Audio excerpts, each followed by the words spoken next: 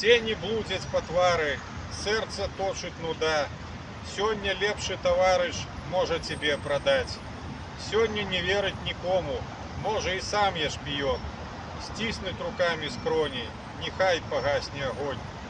Многія маюць сховы в шкліцах чырвоных маніст. Скажы па-свойскаму слова, крыкнуць, ты шавініст. Будзіць волата ў косці, будзіць сафійскі звон. Прыйшлі вы да нас у госці, і нам надзелі ярмо.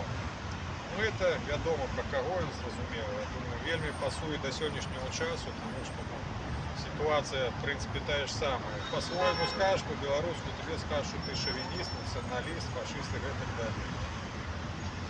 Я покину его портрет тут.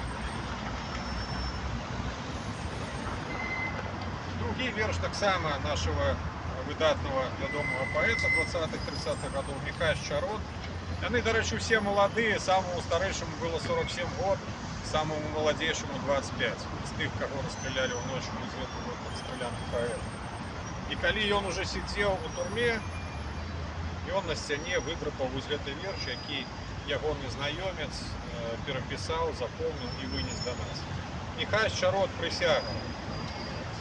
Я не чакаў і не гадаў, бо жыў з адкрытую душою, што стрэне лютая бяда, подружыць з допытам, з турмою. Продажных здрайцаў ліквяры, мяне заціснулі за краты. Я прысягаю вам, сябры, мае палі, мае бары, кажу вам, я не вінават.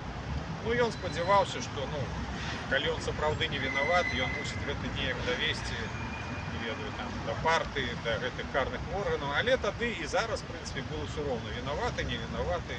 Калі патрапіў у нейкія спісы, патрапіў пад раздачу, значыць, цябе зачыняць у турму і цябе пакараюць.